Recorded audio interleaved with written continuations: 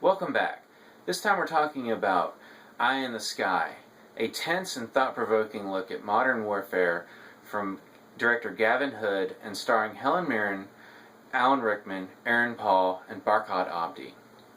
Now this is a story that takes on the issue of drone warfare, a subject that pretty much everyone these days has an opinion on. And I have to say, this is a film that doesn't try to preach or take some kind of moral high ground in that it knows better than its audience. Instead, it takes the story, presents a situation, presents the characters that are faced with that situation that ultimately leads to an outcome, and leaves it up to the audience to decide if the right decisions were made. And I have to say, that was going in, that was what I was hoping for, and that is what I got.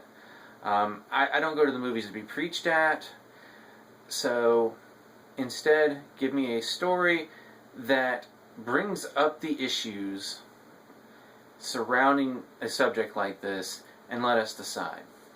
So both director Gavin Hood, the screenwriter, the actors, everything involved with this movie, it really worked. It's a very tense, political, also war thriller. It takes these issues, presents the situation, and as each event unfolds over the course of the film, you're like, okay, what's going to happen? What's going to happen?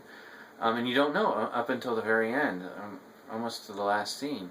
The situation and the story, not spoiling, but again, I don't do spoilers in my reviews, but to give you an idea of the story, it's essentially there's a mission to try to track down a number of known terrorists in Kenya. They include 2 British nationals and an American national, which once the politics get involved, begin to muddy the waters. And they track them down to this one location, and they're trying to plan an extraction, abduction, whatever you want to call it. They want to capture these terrorists, interrogate them, put them on trial. Unfortunately, they also discover that at the same location there are a number of suicide bombers that are preparing to go off on a mission and imminently kill a large number of people. So that the capture mission quickly becomes a kill mission, which adds a lot more questions to the situation. We're in a country that we're not only not at war with, we're allies with. You have to deal with the idea of collateral damage. And you have these various characters, none of whom, except for the Kenyan intelligence and military officers on the ground, are actually even on the same continent.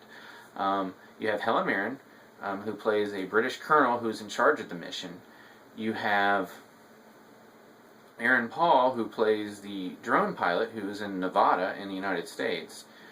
You have Alan Rickman, who plays Helen Mirren's character's superior, and who's playing a go-between between the military and the political apparatus that is overseeing the mission. And then you have Barkhad Abdi, who plays one of the Kenyan intelligence agents on the ground, trying to get the best information to those that are making the decision for this mission. And obviously one of the biggest questions is collateral damage.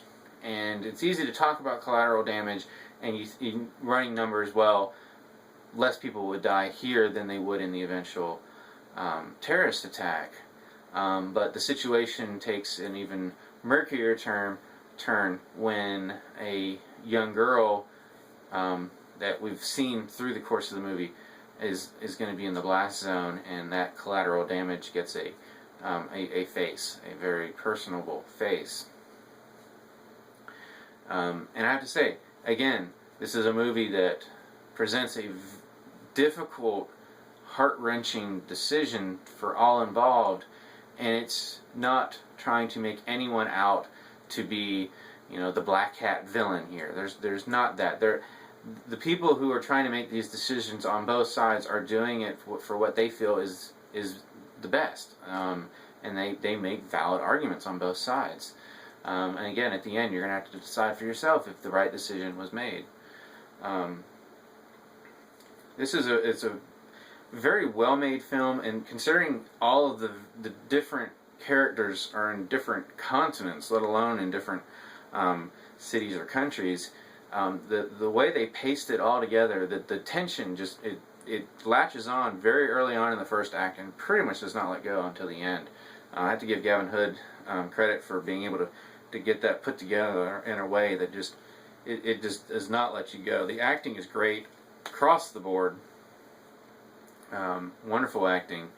I do have to mention, sadly, this is Alan Rickman's final on-screen performance. I believe he has some voice work that has yet to debut, but he once again proves that we lost a great acting treasure earlier this year when he passed away. So, to wrap up, Eye in the Sky, it takes a very timely topic, presents it in a way that does not try to answer the hard questions for us. It presents a situation where decisions have to be made, whether they were the right decision or not. That's up to the audience to decide. Very tense from just about from start to finish. As a ranking, I'm gonna have to give this an A-. Solid war film, and it takes a look at a type of the modern warfare that we just haven't really gotten in a major feature film. So I highly recommend it. Go see it, and until next time, I'll see you at the movies.